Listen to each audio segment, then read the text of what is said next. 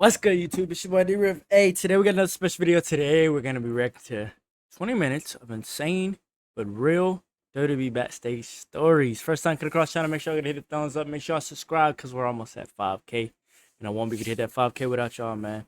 So I got a question, bro. I was looking at my analytics, however you say it, from YouTube.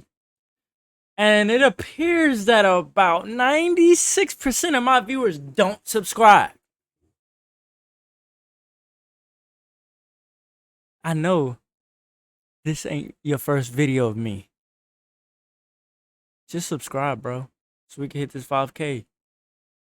We're trying to hit 10K before the end of the year, and it's like y'all don't want to be part of the journey, but y'all want to watch the videos.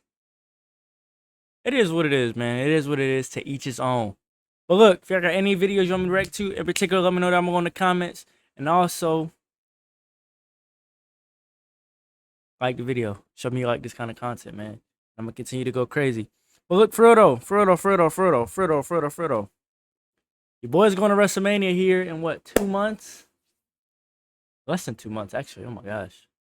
I'm going to be at WrestleMania. I want to do a video. If there's anything in particular you want me to do, any challenges, let me know. Challenges while I'm at WrestleMania, let me know. I'm gonna see if I can pull it through. I'm gonna try. It's not promised, but I'm gonna try. Also, what's good with y'all, man? Like, why don't you subscribe? Because he couldn't afford to work for them. Well, big name wrestlers. Now, I only said that because I forgot what I was gonna say. Well, I remember what I was gonna say. No. Now, I'm also curious, where are my viewers coming from? Because it said something about it said the UK is a high percentage of my viewers. So if you're from the UK, let me know what's up, bro. I also had some in India and US. So India, UK, and US are where my viewers are coming from. That's very odd to me. Can make a lot of money, less popular wrestlers don't make nearly as much. Additionally, wrestlers have to pay for the majority of their travel expenses, like the hotel they stay at, the rental car they use, the food they eat, and more. This can get really expensive, and a wrestler named Super Crazy quit WWE because of it. Crazy lived in Mexico and was only getting paid $500 for each show he was on. Because of all the expenses and the amount he was earning, Super Crazy realized he couldn't afford to keep doing this and quit WWE.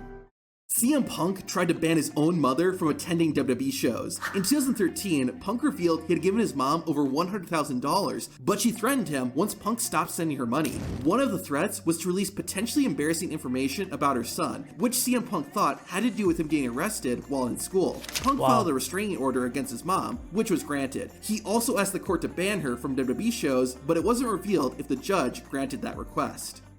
Andre the Giant was arrested. Why would your mom do that though? Like, what she spent on what she spent for with $100,000? Like, literally, what did she buy? She didn't buy a house, because the way the houses are right now, you ain't buying no house for $100,000. She ain't buy no house. She probably bought a car. She probably bought a very expensive car and was like, "Oh, Phil is gone. I need more." 1989, Andre was wrestling a match against the Ultimate Warrior in Cedar Rapids, Iowa. A local cameraman was there to film the show. Bro, tell me he don't look like Kane, bro. Hold on. Against the Ultimate Warrior in Cedar Rapids, Iowa. A local cameraman. You can't tell me he look like Mary Glenn Jacobs. Cameraman was there to film the show, but Andre told him not to record his match. The cameraman didn't, but for some reason, Andre thought he did. The Giant slapped the man and destroyed the camera. A police officer who was overseeing the event saw this and told Andre he was being arrested. Andre said no, so the officer explained it wasn't a big problem and Andre would be released after posting bail. The Giant complied, but he refused to be handcuffed. The officer obliged, and after booking the 8th wonder of the world, Andre was freed. The Giant ended up being fined $100 for criminal mischief and had to pay $233 for the camera he broke. A WWE fan learned the hard way not to ask Brock Lesnar for a picture. The morning before a WWE show, Lesnar was having breakfast at a hotel when a fan approached Brock and said he would pay for Brock's meal and for Brock's security guard. Lesnar thanked the fan and ordered over $100 in food. After he finished, the fan asked if he could get a picture, and Brock's security said, "We appreciate the gesture, but we're not going to be doing anything today." Daniel Bryan stood up. Right. I just paid for you and your security food just for you to go out and splurge, and then you don't even let me get a picture. My friends and family ain't gonna believe this story. And you just gonna, nah, you're good. No pictures today. I'm not taking no pictures today. I'm not doing it. Tell him I'm not taking no pictures. Get him away from me. I appreciate the food. That was cool of you. You didn't have to do that, but I appreciate it. Get him away from me. For himself and almost got in trouble. Shortly after he made his WWE debut in 2010, Daniel Bryan was waiting at an airport for his flight. Ezekiel Jackson, another WWE wrestler who had been there longer than Bryan, told Daniel he was taking Daniel's seat on the plane because it was nicer than his. Normally, newcomers to WWE are supposed to give up their seats to veteran talent, but Daniel Bryan didn't. Bryan said he would have gladly given up his seat to Ezekiel Jackson, but since Jackson asked so rudely, Daniel wasn't going to. William Regal, a wrestling legend who was sitting right up out that seat, stood up for Daniel Bryan and said to Ezekiel, "Do you even know who you're talking to? This man is like a son to me and has more talent in his little finger than you have in your entire body." Jackson walked away, and Daniel Bryan still ended up giving a seat to someone else. In 1998, an 11-year-old kid asked Stone Cold Steve Austin what he thought of Goldberg. Here's what Austin said. What do you think of Bill Goldberg? I think he's just fine at what he does, but you know, he's done a pretty good job of copying me, but he doesn't talk very much. But I have nothing personal against him. He's got to make it up too. One WWE wrestler made The Undertaker so angry that Taker was ready to fight him for real. The wrestler Mabel, also known as Viscera, was infamous for accidentally injuring his opponents. God. He even broke The Undertaker's orbital bone in 1995. However, during the 1996 Royal Rumble match, Mabel hurt yet another wrestler. Undertaker became livid backstage and started taping his fists. Luckily, the dead man didn't resort to violence, but Mabel was fired shortly after this incident. He was fired, and then he was brought back as Big Daddy V. I mean, what's the difference? He still came back, just like Nia Jax. He's big, he can't control all his weight. He's just gonna hurt people. You're just asking for him. You're just asking for somebody to get hurt. Seth Rollins once got in trouble for using an ice pack. Shortly after Rollins began wrestling on WWE's main roster, he had just finished a match and put an ice pack on his neck after he got backstage. John Cena saw this and asked Rollins how many matches Seth had wrestled on the main roster, to which Rollins said 3. The reason Cena asked this is because new WWE wrestlers aren't supposed to use ice packs. Likewise, Summer Rae also got called out by Randy Orton for icing her foot when she was new. The reason newcomers aren't supposed to use ice packs is that it's believed they shouldn't need them after only wrestling WWE for a short while. In 1995, Owen Hart pulled a legendary prank on Vince McMahon. At the In Your House 5 pay-per-view, Triple H fought Henry Godwinn in a hog pen match with real pigs. Before the show, the pigs were being dropped off at the arena. The person delivering the pigs was wondering where they needed to go. Owen Hart overheard this and had them put the pigs in Vince McMahon's office. When McMahon opened the door, one of the pigs came running out, and Vince instantly knew he'd been pranked by Owen. Mark Henry. Just imagine Vince's reaction. What the? What? Owen. Once attacked a WWE crew member for looking at a female wrestler. AJ Lee was stretching backstage and was being stared at by a local WWE crew member. Mark Henry saw what the man was doing and lifted him up and pinned him against the wall. It's unknown what Henry did to the crew member, but AJ Lee became ecstatic over what Mark did for her. Wow. So the Vince McMahon stuff, Mark Henry might have known about it. And he didn't want it to happen to her. So he stood up for her. Interesting. Randy Orton almost killed himself. In 2006, Randy Orton woke up in a hospital and wasn't sure why he was there. As it turned out, the Viper had overdosed on sleeping medication and passed out. Randy's wife at the time found him and saw that Orton wasn't breathing. Randy Orton was then rushed to the hospital where doctors saved his life.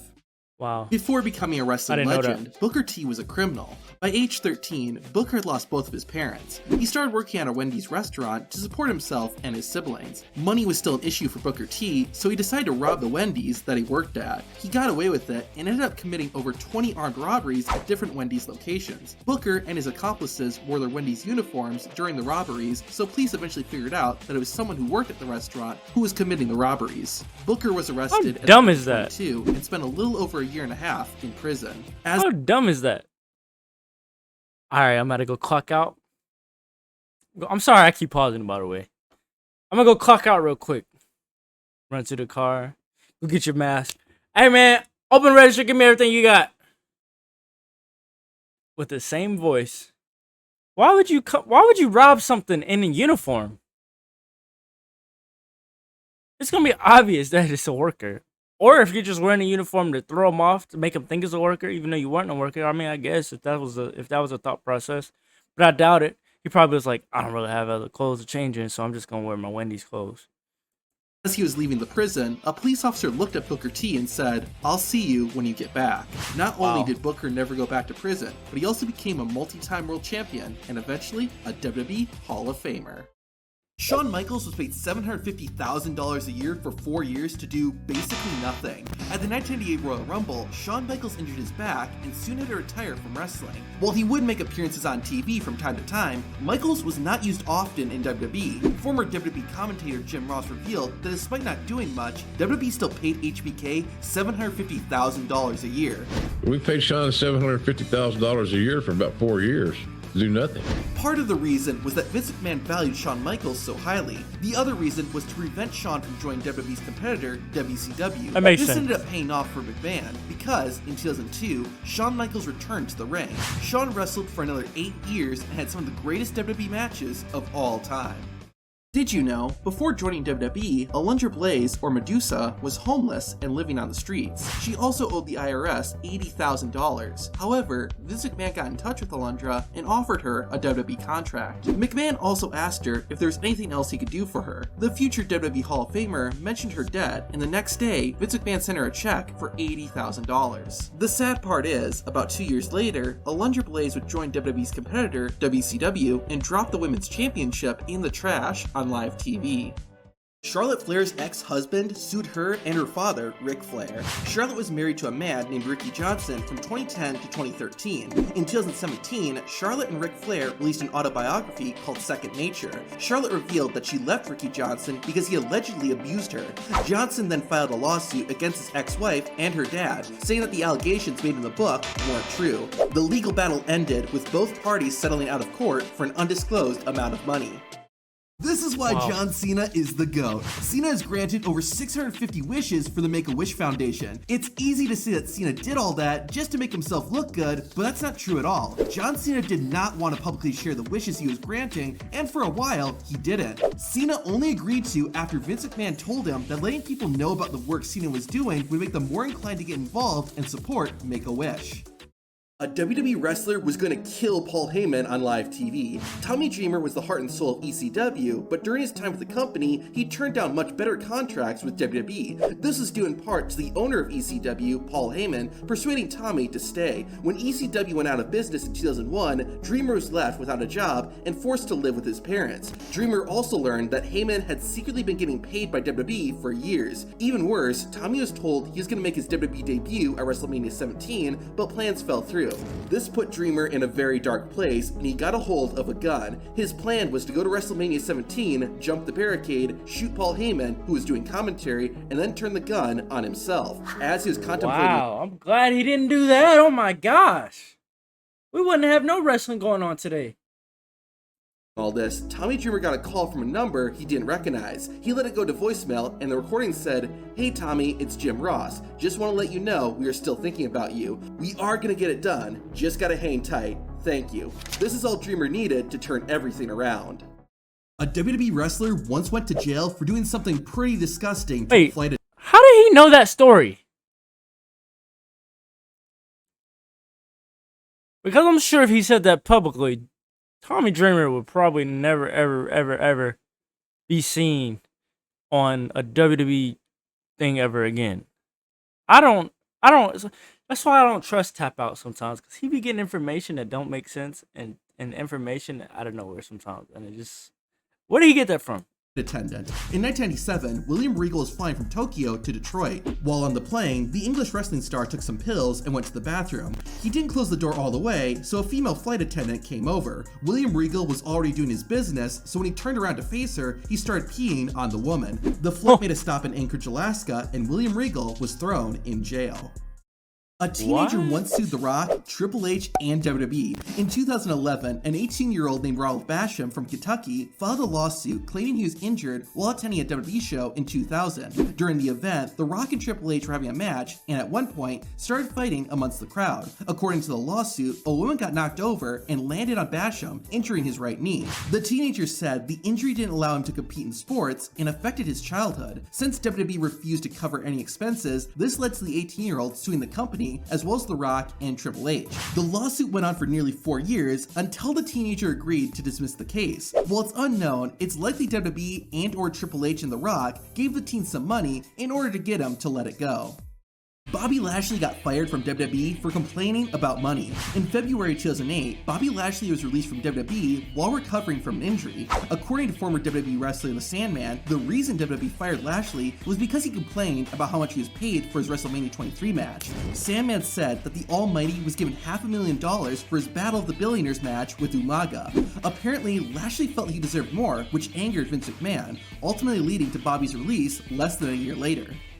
A wrestler once died and still wrestled the same day. While driving to a show in Milwaukee, Wisconsin, WWE and ECW wrestler The Sandman overdosed on an opioid called Nubang, which killed him. The wrestlers that he was driving with pretended not to know him and dropped Sandman off at a nearby hospital. The medical staff shot adrenaline into Sandman's heart, which thankfully brought him back to life. The Sandman still made the show and wrestled as if he hadn't died earlier that day. That is crazy. Santino Marella. My man's literally died and came back. A WWE wrestler. In 2005, Santino moved from his home in Ontario, Canada, and began training at WWE's development system, Ohio Valley Wrestling. Marella was a student, so he wasn't being paid, and since he wasn't a US citizen, he couldn't work either. Santino used all of his savings to survive, and even had to borrow $400 from his mom at one point. However, right when his bank account hit zero, WWE gave Marella a call and signed him to a contract. You won't believe what this guy told The Undertaker. Before the dead man made his WWE debut, he wrestled for a different company called WCW. Undertaker was in a meeting with an executive to renegotiate his contract. The executive told Taker, "Mark, you're a great athlete, but no one is ever going to pay money to see you wrestle." Soon after being told this, Undertaker left WCW and joined WWE, where he main evented 5 WrestleManias and became one of the company's most popular wrestlers. WWE actually of all time to physically hurt another competitor. In 2005, Chris Masters made his WWE debut. Backstage, WWE officials were pressuring Masters, telling him his career would be over if he messed up his first appearance. They told Chris to hit his opponent, Stevie Richards, hard, even saying, "Don't worry, it's only Stevie." Chris Masters did what he was told, and unsurprisingly, he broke Stevie Richards' nose. Oh, they could bruise him. Masters was in tears after the match. However, Stevie Richards comforted Chris Masters and told him it was all okay. Andre the Giant was a legendary drinker. The man famously drank 119 12-ounce bottles of beer over the course of 6 hours. One time, Andre the Giant was at a hotel and got so drunk that he fell asleep in the lobby. Nobody could wake him up, and he was so big that it was impossible to move him. The hotel staff ended up leaving Andre on the floor, and the Giant slept the entire night in the hotel lobby. Becky Lynch and Seth Nobody's waking up that 400-pound man. Rollins bring their 1-year-old daughter with them everywhere they go, including WWE shows. Becky revealed in an interview that during an episode of Monday Night Raw, she opened the show, then went backstage, put her daughter to bed, and then went and did guest commentary. Lynch also said that while it is tough traveling with a baby, it makes everything more rewarding and fulfilling. WWE Hall of Famer Sting nearly died in 1997. On Monday Night Nitro, Sting rappelled from the rafters for the very first time. Moments before that happened, Sting was told to step over the railing and be prepared to jump down. Just then, the stunt crew realized that Sting's gear was on backward and they had to fix the rope while Sting was standing on the edge. The icon revealed in an interview that had he jumped, he would have fallen to his death.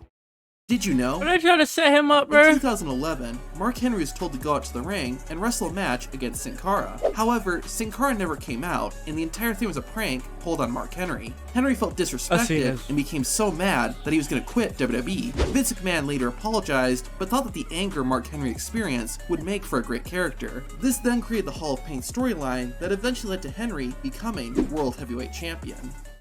Batista broke a WWE rule and had to pay over $100,000. In 2008, WWE made the controversial decision to go from TV 14 to PG. Some fans weren't happy about this, and even some wrestlers felt it was the wrong decision. One of the reasons was that wrestlers were no longer allowed to bleed. Batista didn't like it and decided to bleed during a match against Chris Jericho. The animal knew there'd be consequences, but he didn't realize how bad it was going to be. Batista was fined $100,000, while Chris Jericho, the referee, and the producer for the match were each fined $5,000. Batista nobly covered the 3 fines on top of his own, forcing him to pay $115,000. The Big Show once poked himself while just wrestling a match during a WWE show in South. I understand. I seen a interview or something when Vince was talking about why he, kind of changed things, and he was saying that basically the sponsors don't like blood. Sponsors don't like blood, so that means if you don't got sponsors, you don't really have that extra money from your sponsors to do, more things. And that's why I think what podcast was it in? Was it in what's his name? I can't even think of his name now. Like, I have his face, oh my gosh, Pat McAfee. Pat McAfee. I think he said it in that interview. If it wasn't that one, it was a different one. I'm sorry. Burping, bruh. I'm tasting all that mess that I just ate. But I think it was in a Pat McAfee interview, if I'm not mistaken. I don't remember what the other one was, but I do remember him saying, because I think they mentioned AEW or something, and he was just saying, like, yeah, oh, that's cool. Or it might have been Triple H. I don't remember. But they were saying, oh, that's cool, but the sponsors, it's kind of hard to get sponsors with all that stuff going on. Africa, the world's largest athlete was having a match with Brock Lesnar. Big Show had eaten some bad food before the match, which led to something unfortunate happening. Lesnar gave Big Show the F5 that then caused Big Show to have a messy accident. Brock thought it was hilarious, but Big Show didn't find it as humorous. Bill Goldberg did not want to be called Goldberg. When he was trained to become a wrestler, Bill had to come up with a ring name. He ended up deciding to call himself the Hybrid. However, WCW, the company he was wrestling for, said he couldn't use it because they wouldn't be able to sell merchandise. Goldberg said he would never be popular enough to sell anything. WCW disagreed and decided to use Bill Goldberg's surname, which he's continued to be called ever since. Scott Hall was a genius for what he put in his contract. Hall's agent revealed that when the bad guy went to WCW, there was a special condition in his contract that made Scott millions of dollars. The deal was that if WCW signed anyone and they were getting paid more money than Scott Hall, then WCW would have to increase Hall's salary to match it. Because of this, Scott Hall earned over $4 million from his WCW contract.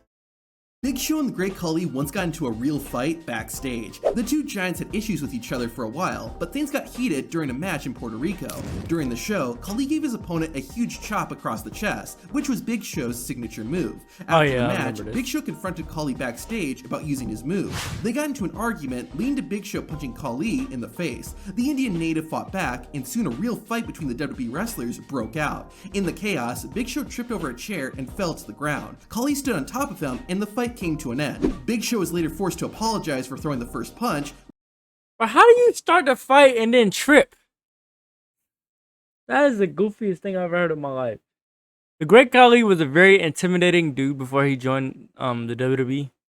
But right here, I mean, he doesn't look that scary. If he wasn't tall, then he wouldn't be that scary. That referee is tall. Hold on.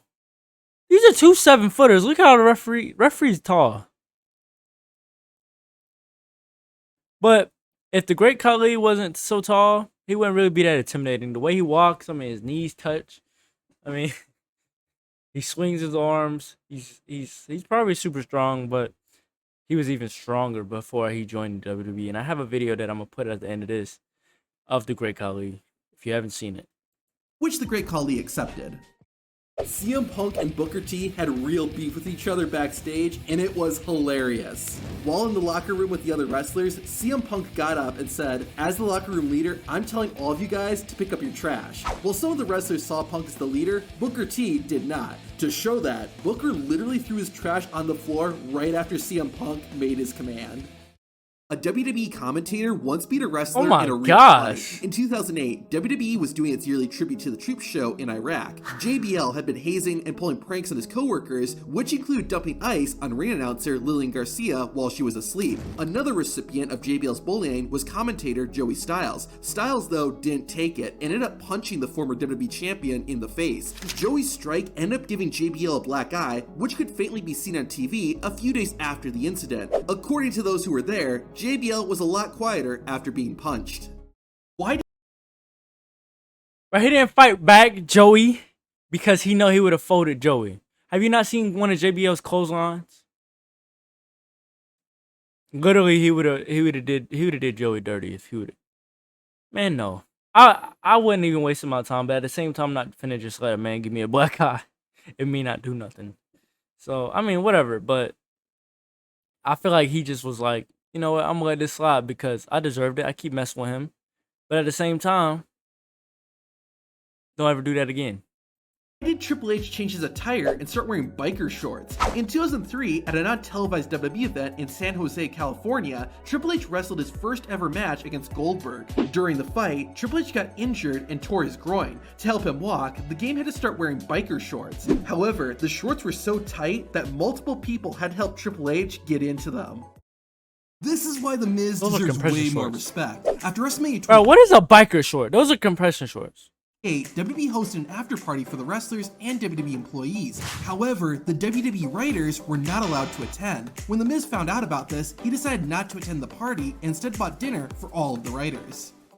When Sin Cara came to WWE, that's he smart. was really excited to meet Kurt Hawkins, but it's not for the reason you're thinking. Kurt was surprised by this, considering he had only been in WWE for a few years and hadn't wrestled in many big matches. After talking with his coworkers, Kurt found out that the reason Sin Cara was excited to meet him was because Sin Cara thought Kurt Hawkins was Edge. John Cena once refused to lose the WWE Championship to a younger wrestler. In 2010, Jack Swagger won the Money in the Bank contract at WrestleMania. The next night on Raw, Swagger attacked and was ready to cash in on the WWE Champion. However, Cena recovered before the All-American American could use his Money in the Bank contract. Jack Swagger shared years later that backstage, John Cena refused to lose to him. This led to Swagger instead cashing his briefcase on SmackDown and defeating Chris Jericho to become the World Heavyweight Champion. A few days after that, Cena said this to Jack Swagger: "You're not championship material." This is likely how John Cena legitimately felt about Swagger. Did you know, before they were signed by WWE, Jeff and Matt Hardy would be paid $150 per match. However, the Italian Stallion, the man who trained Jeff and Matt, took $100 as a booking fee. This left the Hardys with only $50 after every match. On top of that, Jeff and Matt also had to pay for their own travel expenses. There was also an incident where the Italian Stallion abandoned the Hardys and left them stranded when they were supposed to travel to a show. After that, the Hardys told WWE to call them directly if they ever wanted to use either Jeff or Matt. Not only did WWE do that, but they eventually offered the brothers full-time contracts, and the Hardys didn't have to give the Stallion a single penny. That's messed up though. $150, bro. Like, what can that do? Like, what can I do? What can I do with $150? If I fly, that's my whole flight. If I drive, I'm only gonna have, depending on where I'm going. If I drive, I might have maybe $50 left, depending on where I go, cause I gotta eat, I gotta get gas. Like, I gotta find a hotel or something, somewhere to sleep. So, like, how am I supposed to use any of that $150 and actually have it? Like, I'm not gonna have anything no matter what scenario you put me in, I'm not gonna have no money. So why would you even only give me $150? Ric Flair once had to pay $5,000 because he refused to take a picture. At the Unforgiven pay-per-view in 2005, Flair fought Carlito for the Intercontinental Championship. The Nature Boy won, and after the match, WWE wanted to get a picture of Ric with the belt. However, Flair refused because he would have to take off his shirt, which he didn't want to out of pride. WWE ended up fining the champion $5,000 for not taking the picture. This wrestler tried to destroy The Undertaker's career. Early in his WWE career, Undertaker had a huge match against the WWE champion, Hulk Hogan. During the fight, Ric Flair interfered and helped the dead man hit Hogan with a tombstone piledriver onto a chair. Immediately after the move, Hulk Hogan broke character and whispered to Undertaker that he was hurt for real. Once Hogan got backstage, the Hulkster allegedly asked to speak to his wife and kids due to how much pain he was in. Undertaker felt awful for not only hurting a fellow wrestler, but also for potentially ending the career of WWE's most popular wrestler. Taker could have even been fired for such a big mistake. However, Shane McMahon informed The Undertaker that Hulk Hogan's head never hit the chair or mat. When the dead man confronted Hogan about the incident, the Hulkster still stuck to his story, now saying that his neck was jammed because of how tightly The Undertaker's knees were around his head. Despite that, Hulk Hogan continued to wrestle for over a decade, and The Undertaker went on to become one of the greatest of all time. See, Hulk Hogan would have had him. Hulk Hogan, Way more- he be dirty, bruh. He be dirty, bruh. Like, me and Hulk Hogan would really have some problems. But look, I apologize for pausing so much. I apologize for the long video. Hopefully y'all enjoy. Like I always say, man, Mondays, Wednesdays, Fridays, if I miss a day, then I double upload. I'm gonna let y'all know right now, your boy is tired, so had to go hit them Z's. But look, as I always say, man, like this video, subscribe if you're new. It's your boy D-Rip, man.